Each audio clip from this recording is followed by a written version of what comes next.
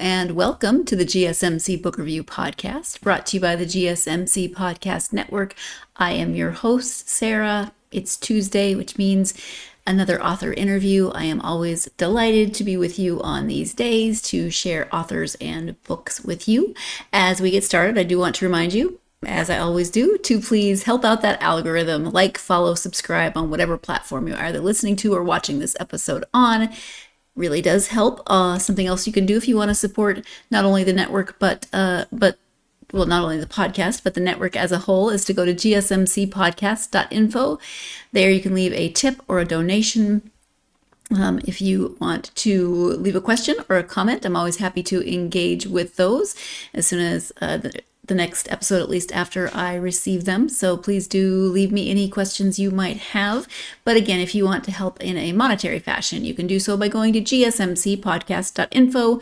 You see that link next to me in the video that's playing, but you're also going to see it scrolling along the bottom throughout the entire episode. So in case you need a reminder, all of your help, as always, is greatly appreciated. Thank you so much. Whether that is just liking or reviewing or whatever you might do, if it does lead to a donation or a tip, every bit of support helps this podcast get to more readers, and it is greatly appreciated. So thanks for all your support. Thanks for being with me on this journey. It's been a ride, and you've been with me. If you've been with me from the beginning or just since today, I appreciate it. Thanks for being here. Let's go ahead and let's talk about how things are going first.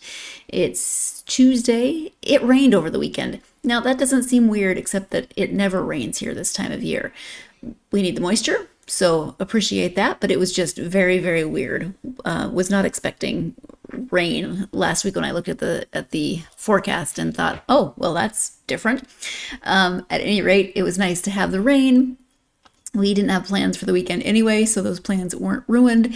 And it was a good thing we didn't have plans because hubby wasn't feeling well over the weekend. Nothing major, he just wasn't feeling up to it. He's been working really hard and kind of burning the candle at both ends. Not kind of, he has been burning the candle at both ends. So it was good to just stay home and have a quiet weekend. Somehow still managed to get a bunch of stuff done for me that I needed to get done, so that was good. And of course had an interview, and that's what we're here to talk about today. I have a returning author today. She was one of my first, I can't remember where in the rotation she came, but one of the first video interviews that I did a little over a year ago when we switched over to video. Her name is Sophia Kouidou-Giles, and we are talking about Circle of Peace. This is part of a series, but they can all be read as standalone. So they're connected, that you don't have to read them in order. Let me go ahead and give you the description of the book. In this captivating retelling of the Greek story, Perse, Circe's mother and Helios's wife, returns to her husband with a bold demand, a grand haul of her own in exchange for aiding his troubled sister Selene, who has enraged Zeus by engaging in an affair with a mortal. Perse succeeds in her mission, but the House of Helios is soon plunged into sorrow when Clymene and Helios's son, Phaethon, ignores all warnings and commandeers Helios's chariot to initiate the day for the world. Unable to control the formidable horses, Phaethon inadvertently sparks wildfires on Earth, and Zeus intervenes with a lethal bolt of lightning. In the wake of Phaeton's death, a pall of grief falls over his family's household, and there is darkness beyond the palace walls as well. War has erupted, casting a shadow of turmoil. But amidst the chaos of a world fraught with conflict, a glimmer of hope blossoms within the House of Helios as Perse, fired up with the power and determination even in the face of tragedy, emerges as a champion of peace. A standalone installment in Kouidou-Giles' series of Greek mythology-inspired stories, Perse explores loss, resilience, and the enduring quest for peace against all odds. Let me just say that again. It's an installment in Kouidou-Giles' series of Greek mythology-inspired stories. I put all the emphasis on all the wrong syllables. My dad used to say, you put the emphasis on the wrong syllable. And that's what I did in that sentence. I just wanted to reread that a little bit. So this is the second. When Sophia was here before, we talked about an unexpected ally, and that main character was Circe, who is Perse and Helios's daughter. I'm going to go ahead and link that in the comments, so if you want to go back to that episode, you can. If you're watching this on YouTube or you see the end screen, I'll link it there as well. But if you want to look in the comments or the description of the show on whatever platform you're listening to, I will link the other episode there so that you can go back to that and learn more about an unexpected ally if you would like to. So this is, you heard in the description, there's a few different things going on, but this is a book about relationship on multiple different levels. There's family relationships. There's the relationship with the outside world, the greater world. There's the relationship that we have with that world and what is our place within that world? What is our role within that world? Perse is figuring that out as well. And there is grief, there's loss, there's a lot going on, and we're going to hear more about that. Let's go ahead and let Sophia talk about that. Again, it's Circle of Peace is the book, and the author is Sophia Kouidou-Giles. Hi, Sophia. Welcome back to the podcast. Thank you so much for inviting me back. I am so happy to have you here to talk to you again. This time we're going to talk about Circle of Peace. But before we get to the novel, the novella, if you wouldn't mind, for people who didn't meet you last time, just sharing a little bit about yourself.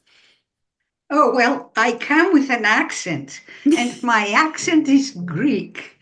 So my books tie to Greece naturally, I came to the States right after high school, and I've settled in the Pacific Northwest. So after college career came retirement, and that's when I took to writing books. And they say, write what's familiar. So I did. I started re-exploring the Greek myths.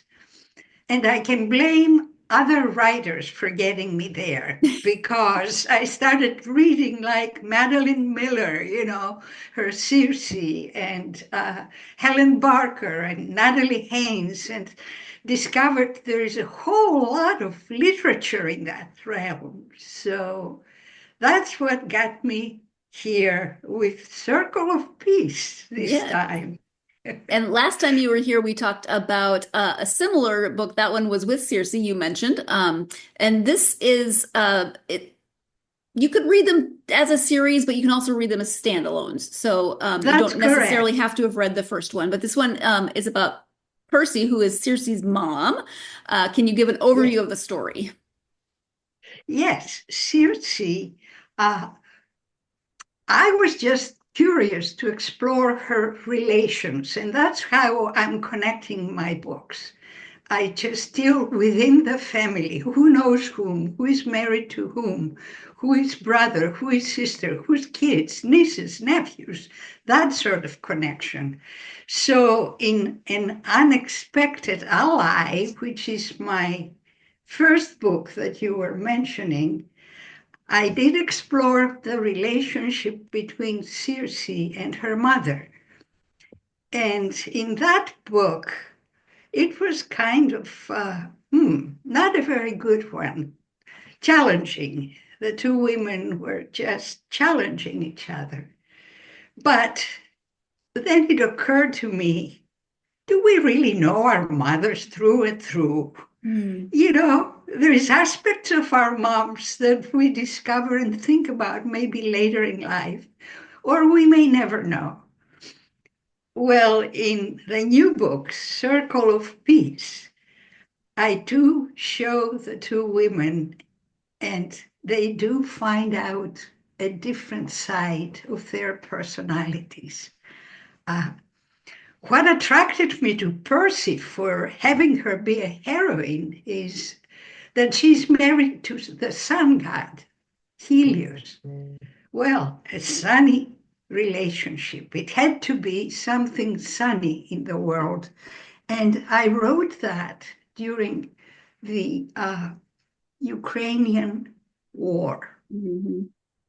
And it influenced me, to be frank with you. I wanted to find something sunny in those early days of the war and start dreaming about peace. And what does it take to get to peace? So really, that's the essence of my efforts in Circle of Peace. And I have Perse be a very formidable character in connecting, in networking, in solving problems for the family, but also considering what can we do about war. And that is the glory of the ending, you know. She creates a United Nations of gods to try and look at that issue. So the way I do it is I weave in different myths to get to that message. That's kind of a little bit about the book. Yeah. And I love that you mentioned relationships, because as I was reading, I've read other stories that involve the Greek gods, and those family trees are crazy. So we've got Helios, and he's got these kids over here, and he's got these other kids over here, and then these are sort of cousins, but they're not. I was like, I'm just gonna let it kind of flow over me and not try to keep it all straight. Do you have a bit of a family tree somewhere for this family, since you're writing about them? You know, I should have a chart somewhere, sometime, because it is complex. And I can tell you, I have it in my brain. It's like a family. When you write, you live with these characters, right? Mm-hmm. So it's the niece talking, it's the brother talking, it's her sister's child, who is now an adolescent, and he gets in big trouble. And that's the story of Phaethon. Then Helios himself, he has a primary family. So the ancient Greeks were clever. They had to figure out how we run the 24 hours of the day. So Helios, he's in charge of, dawn to sunset. Who takes charge after that? The moon, Selene. She meets with him, they have a relationship, they are all supportive of each other. And Selene, the moon, runs through the hours of dawn, and that's the third sister in this cycle, Eos. So we have all these three siblings interacting, running into problems, helping each other, trying to resolve and survive the will of Zeus. Zeus is the overall pantocrator. He lays out the norms for gods. And very much in the mood swings. You never know what you're going to get with, any of the gods, but definitely with Zeus. Yes. No matter what version of the Greek myths you're reading, Zeus is a hypocrite. He just is. He's always so grumpy about gods and mortals, and yet what did he always, like every story you read about him is him being entangled with a mortal and it getting him in trouble in some ways. And speaking of being entangled, yes, he was asleep and now he's not. So he is awake and crazy. But Zeus notwithstanding, I mean, that's just the nature of the stories of the Greek gods, right? At any rate, we're going to take our first break of this episode. When we come back, we'll be talking a little bit more about Perse as the main character of this book. You're tuned into the GSMC Book Review Podcast, and I'll be right back. I feel like I'm losing my mind. Is everybody in the world blind? Please, Lord, give me a sign, a sign. I feel like I'm losing my mind. Is everybody in the world blind? Please, Lord, give me a sign, a sign. I wanna be the greatest. Everybody on the fake shit. I look around and feel like everybody is the fakest. I make this every day and I'm impatient, hoping one day I blow up from the basement. Statement, the top is so vacant. I don't hear shit that I think is amazing. Waiting for my day when I'm playing sold out shows for 1,000 faces. Hey, give me that crown, get in my way and to be put down. It ain't your place, all this my town. If I want that shit, then I'll get it right now. I'm losing losing it. The noose, it fits some loose shit, a stupid myth. You choose to live or choose to dip. You choose to fight or lose your grip and lose a gift. Oh! I feel like I'm losing my mind. Is everybody in the world blind? Please, Lord, give me a sign, a sign. I feel like I'm losing my mind. Is everybody in the world blind? Welcome back to the GSMC Book Review Podcast and my conversation with Sophia Kouidou-Giles. As you see next to me, your second and final reminder to go to gsmcpodcast.info if you would like to support not only this podcast, but the network as a whole in a monetary fashion. There you can leave a tip or a donation. If you want to leave a question or a comment, you can do that as well. As I said before, all of your support, no matter what form that support takes, is always greatly appreciated. So thank you.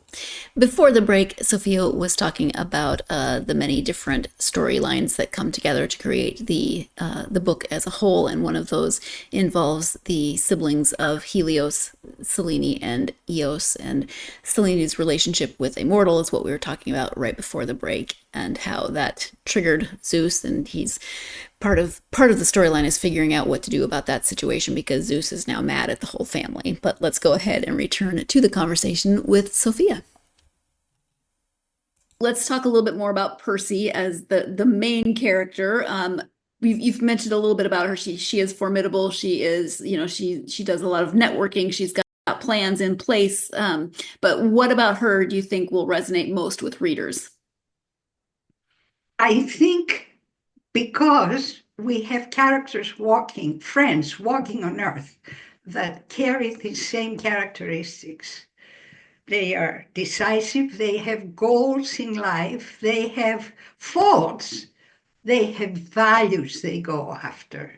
So I think, although she's a goddess and there is magical aspects to her presence, we common human beings share universal ways with our gods. And that's really what it's all about for me. It's taking these characters and creating personalities that could walk next door, I hope that my readers get the parallel between the myth, the god, the allegory of the story, and what we live with every day. Because in some ways you have to suspend disbelief because there is the myth. So, with Helios, you've got him carrying the sun across the sky. You have to suspend disbelief on that. But with Perse, you get all the human emotions. There's grief, there's issues of identity, there's she's a mom, she's a sister, she's a wife, she's trying to balance all of those things. Yes, very well said. So and she's engaged with everybody in a very personable way. Her husband Helios hands her a problem. He says, my sister is in trouble.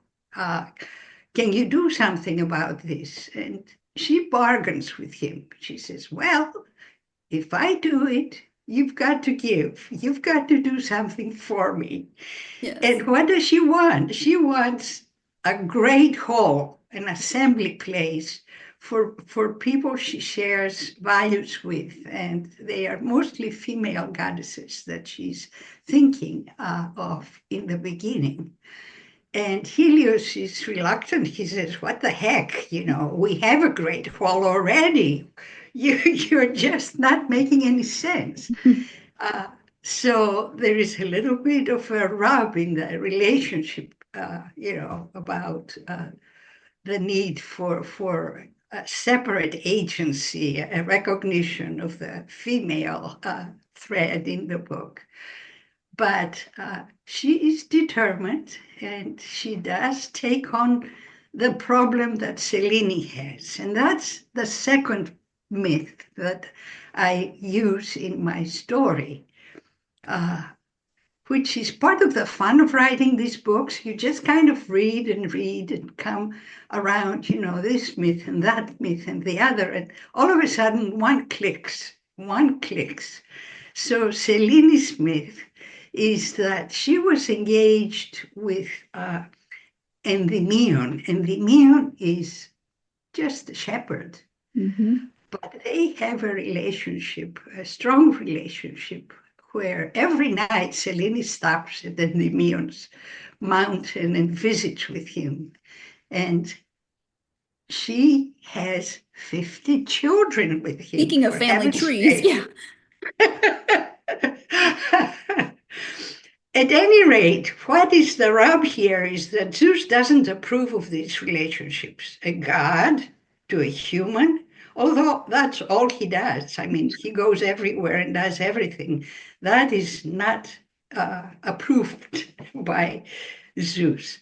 So he's beginning to threaten Selene, and Helios gets concerned about her survival.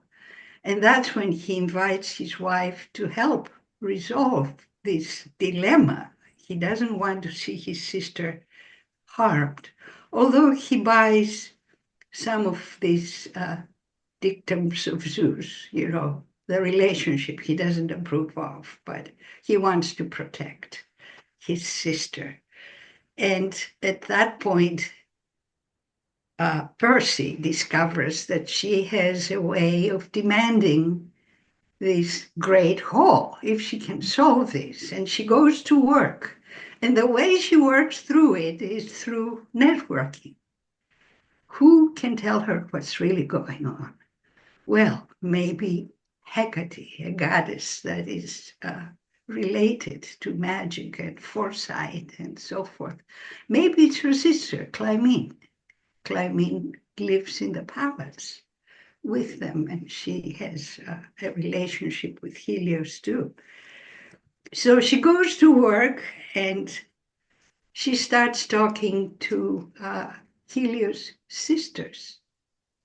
And ultimately, and I'm not going to tell you how, there is a solution to this which gets her to to get the gift she wants, the great haul. So as the story goes, she gets clearer about what this great haul represents for her. In the beginning, it's just ambition, but later on, there's a value. There's the value of peace that comes forward. So then we dig up another myth. And the next myth is the myth of Daedalus. Daedalus, the famous architect that she learns about from her sister, Pasiphae, the queen of Crete. So there's a family again, you know. And Daedalus comes to a sister after he has lost his son, after he has lost Icarus, which had him grieving and purposeless up until this purpose comes through, which he can identify with.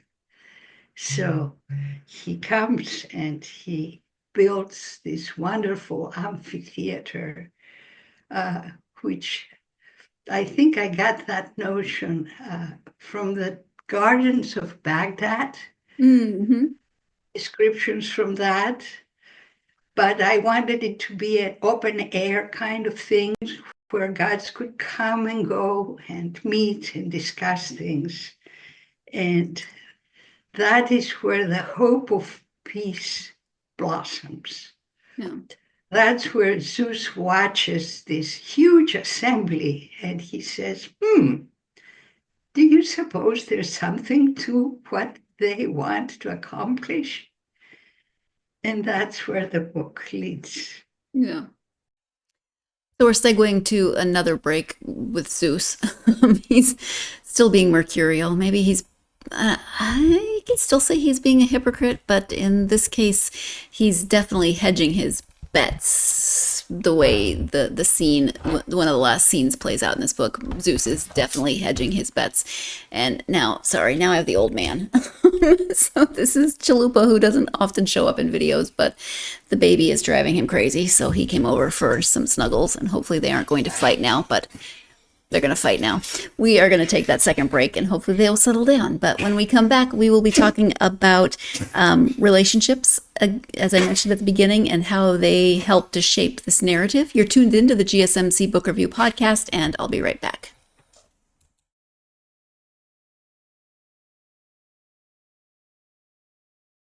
For the best and latest podcasts available anywhere, go to the podcast app on your cell phone and type in GSMC to access free content-rich podcasts on health and wellness, book reviews, sports, entertainment, relationships, social media, movies, technology, finance, and even weird news. Subscribe and download the GSMC Podcast Network's family of shows, available everywhere podcasts are found. Welcome back to the GSMC Book Review Podcast and my conversation with Sophia Kouidou-Giles. We're talking about Circle of Peace. And actually what we were talking about before the break is what leads up to the naming of the book, the Circle of Peace. And we're again talking about Zeus, who he has an important role in the book, but it's, as much as I'm talking about him in this episode, he's not got that much. He doesn't have that much page time, I guess, is what I'm trying to say. But let's go ahead and return to the conversation with Sophia. When you're writing a character like Perse, who might be not as well known as some of the other mythological figures in that Greek pantheon, how do you take what is known about her stories and then flesh that out into this fuller character that we see? Yeah. Actually, Hesiod, he mentions her in relationships. That's what Hesiod does. He does the genealogy of the ancient days. So, as I said in the beginning, it struck me that she's related to the sun god. And she's Circe's mother, so she has to be a powerful person. Mm-hmm. Beyond that, we don't know anything about Perse. There is no particular stories woven around her, which gave me permission to weave my own story. Yeah. And as we know, Greek myths, they all have 15 versions. Yeah. So why not take one and assemble a story with a goddess that literally is not very well known, but has agency in my world. Yes. And so when you're reading, when you're thinking about Greek myths and you're thinking about stories, what are details in those myths that kind of pique your interest and make you think, you know what, I could use this either as part of my story or maybe a new standalone novella? Are there certain aspects of those stories that grasp your attention more? I read a lot. And it's just odd things that connected in the moment. For example, in this book, I was reading Xenophon, who is another historian. He writes about the Peloponnesian War and describes military tactics and so forth.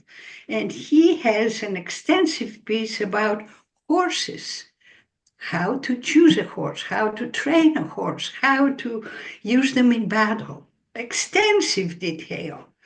Well, that just connected to my story. And then I found this myth that Ovid had written, which is the myth of Phaethon, the myth of this Clymene's young son, mm-hmm. who has a fascination for horses. So, I just take these and marry them, and I lead to what comes for a young man who is too ambitious, too demanding, too spoiled, if you will, mm-hmm. and it's badly in the book. Yeah. So it's hard to tell you what makes things connect. They do. They do. That's the way you see things. I like it. Obviously, you've done a lot of research. So for this book, were there any particular bits of research that were more interesting to you, or that you wanna talk about? I can tell you, there is Apollonius of Rhodes. Okay, he's another of the people that I have used. The story of Selene and Endymion comes from him. There were a lot of characters, a lot of historians, a lot of documentarians, if you will, post-ancient Greece, first, second, third century, and their job was to assemble, and preserve myths like Ovid, like Plutarch, like Apollonius of Rhodes. And, Apollonius was the librarian of the famous library of Antioch. So that is another unusual source. I don't know. I go to the Gutenberg books, which is free access, to texts, ancient texts, translations. You can find Homer in there. You can find all sorts of myths. And I don't know, as I read, then I grab one and I work with it and expand it. And my challenge is to make the characters work in the story and have motivations that link and connect. That's Yeah. This one just came out in March, so I don't want to, jump the gun too much, but are you working on something new, or are you thinking about a next installment? How's that going? Yes, actually, I am. And it's all in the family. I've just picked up another character, and that one is Pasiphae's daughter, Okay. Ariadne. Okay. She's, yeah. Now, another another piece that I work on is to keep the story of Odysseus as a backdrop in all these books. Slight touches, but my hope is that I can get through all of his adventures as he's returning to Ithaca. So you're going to be running into various characters, starting with Circe, but Phaethon and Lampetia and so forth. They are all lined up and they run into each other as the books unveil the story. Yeah, I noticed that because there was the references in the first book, an unexpected ally, and then in this book you have, I can't think of the name of the person that tells the stories, but he actually meets thank you. Simple enough, but he gets the next installment from Helios's daughters, who've talked about the taking of the cattle, and that it was not good. So yeah, you're definitely, if you're familiar with that story, you're getting bits and pieces woven throughout this one. So ultimately, it's a collection of myths that in odd ways connect to each other and make a story. Yes, and I said that they're woven throughout, but that's another theme. There's Circe is a weaver, but there's that connection with the weaving throughout the stories as well. Just everything kind of is pieced together in all of these books, which I appreciate. Like I said, they're standalones, but they're all interconnected. Yeah. In my head, the connections, the threads, the imagery of weaving, everything made sense.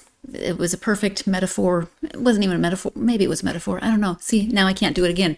Sometimes there's stuff in my head that just absolutely refuses to come out in any logical or recognizable way in words. It always happens at the worst possible times, or just inconvenient times, maybe I should put it that way. But at any rate, the weaving tapestries, definitely in the first book was a major theme, still a theme throughout this book, and there's a lot of connections and a lot of different themes that are woven through like threads in these stories. And even though they're standalones, you can still see the connections between them, kind of like different parts of a tapestry. Maybe that's what I was trying to say. Let's take a break before I try to explain it further. When we come back, we'll be talking about what Sophia has been reading. You're tuned in to the GSMC Book Review Podcast, and I will be right back.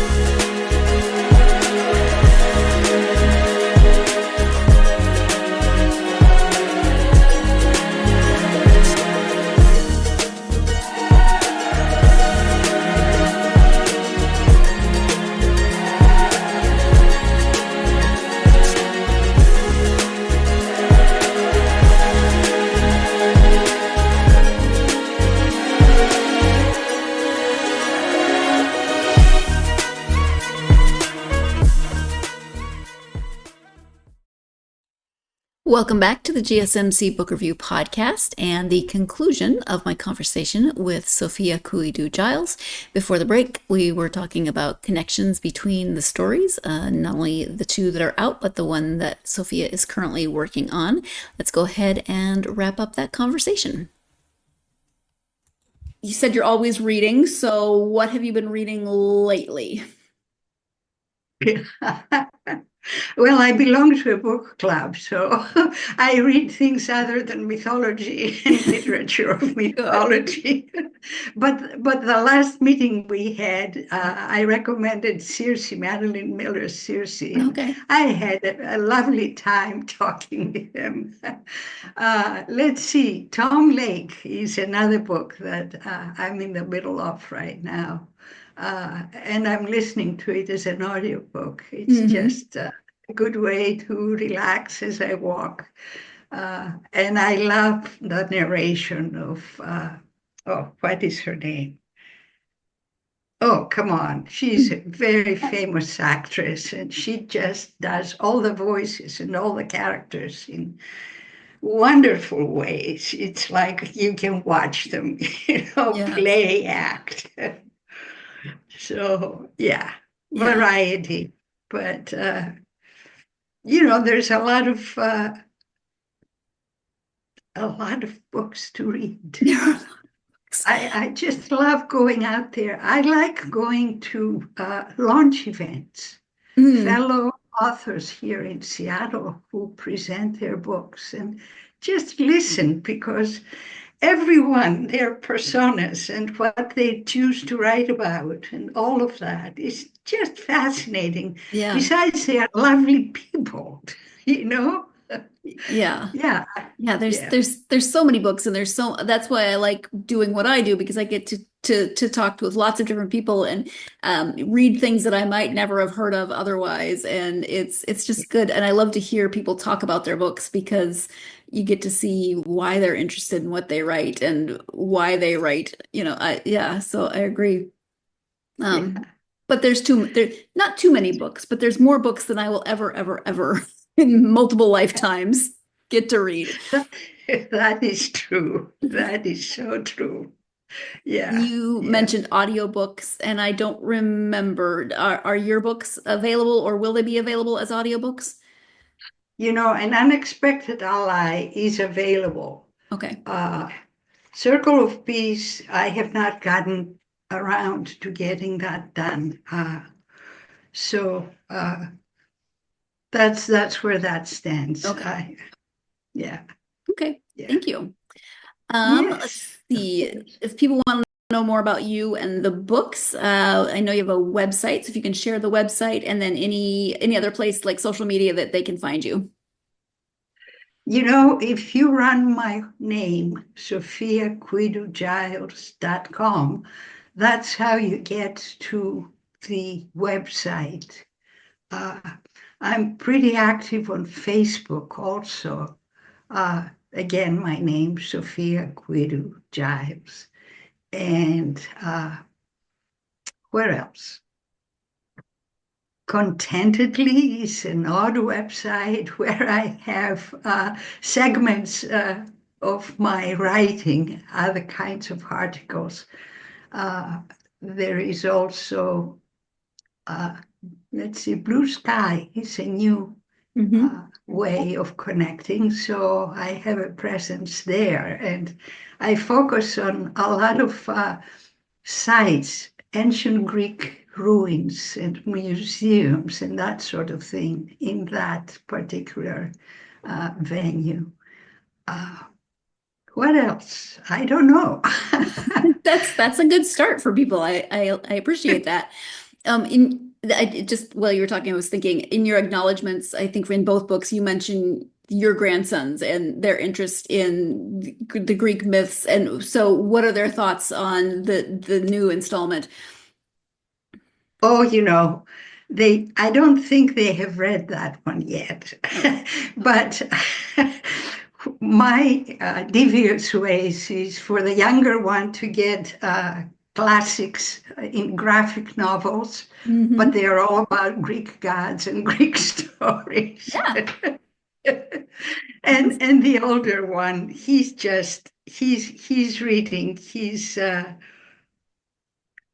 I think he's very proud. That's what I hear. I don't hear comments about the books. I hear the sense of pride that his grandma writes books, that kind of thing. Yeah. Yeah, but graphic novels are a good way to get kids reading because you can be kind of sneaky and get them to be reading classics or mythology or those sorts of things, and they don't realize. Yes, that's right. So, yeah, I love it. And for the older audience, I get comments of, "Oh, that's such a pleasant way of remembering the mythology classes that I had in elementary school, practically." Yeah. You see little smiles and that kind of thing. Yeah, I can't remember if it was what grade it was, but I remember maybe fifth grade or sixth grade, somewhere around there, we did sections on Greek mythology, and we read the myths. So it's fun to now have more grown up version. Not obviously the myths can be grown up, but you've got lots of young adult reader stories like the Percy Jackson series, and then this one's kind of Percy Jackson for adults a little bit. That's it. Well said. Yeah. Thank you. Yeah. Sophia, is there anything that we haven't covered that you wanted to make sure that you highlighted or touched on during our time together? I love hearing from people through my website. They can send comments, they can send questions, they can just communicate with me. And I love book clubs too. I have done Zoom sessions with them. The most recent one was in Oklahoma. Oh, wow. Again, the internet. It's amazing. Yes. Yeah. That's it. I just enjoy interacting with you and with my readers and with my friends this way. Yeah. It's a good connection. It comes back to relationship, just like you were talking about with Percy and relationships. It's the same thing that we are able to connect in different states and different countries, and it's amazing. Yes. And I appreciate you connecting with me all the way from Portugal to Seattle, Washington today. It's a bit of a distance, yeah. I appreciate you taking the time. I know it's early, it's morning for you, so thank you for getting up and talking to me about the new book. I really appreciate it. Thank you so much. Of course. Thank you, Sarah. Thank you. Once again, thank you so much to Sophia for joining me for a second time, this time to talk about Circle of Peace. I really enjoy speaking with her. I think she just has the most interesting and kindest presence about her. And I like hearing her thoughts on things, so I enjoy when she comes to the podcast. Speaking of that kindness, An Unexpected Ally, which is the book that we talked about the first time she was on the podcast, has just been, I can't remember what she said, released in Greek. And she sent me a digital copy for me to read. 20 years ago, I took Greek in grad school, and I remember very little of it, but I am excited I'm not going to be able to read this book in Greek, just so you know, but I've already started looking through it, and even just, seeing what I still remember, what I still recognize, putting some of it into Google Translate to get a better idea has been an interesting exercise. So it was very kind of her to send that to me, and I'm really looking forward to spending the next 10 to 20 years translating Greek, or at least, kind of refamiliarizing myself with it, keeping my brain active at any rate. So thank you to Sophia for that. If you are a fan of Greek mythology and you like retelling of Greek myths, and maybe you have never heard of Perse, or maybe you have, maybe you've heard of Circe and you're interested in this story about her mother, but there's so many different stories and Greek myths that are woven throughout this book and the book before it. So if you're a fan of Greek mythology, I said earlier, it's kind of like Percy Jackson for adults. It's not that kind of, high adventure with the demigods and everything, but it does take me back to when we studied the Greek myths, and they weren't Percy Jackson, but we were just reading the myths, and here you get more personalized version of those. So if you're a fan of that, then you should definitely check out both An Unexpected Ally and Circle of Peace. Or if you know somebody who would enjoy them, obviously books make great gifts. Always, always, always pushing those gifts, books as gifts, but definitely check these out.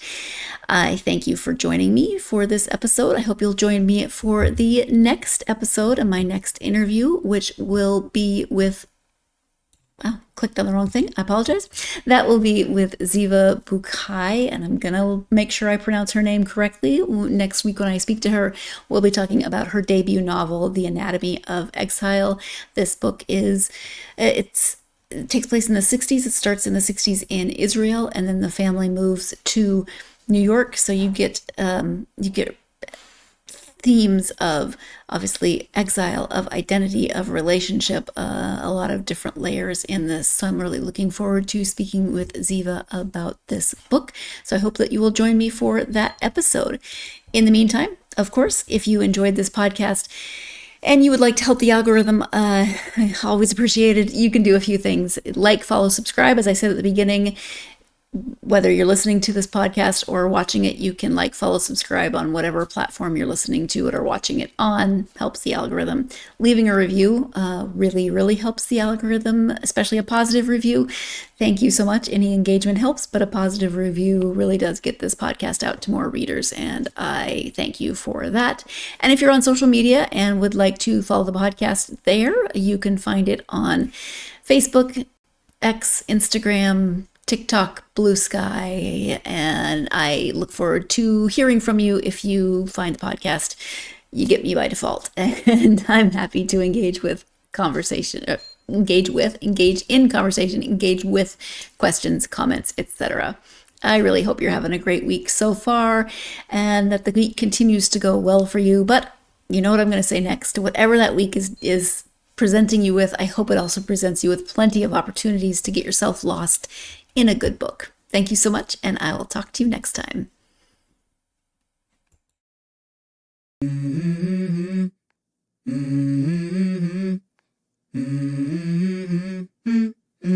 Let's go.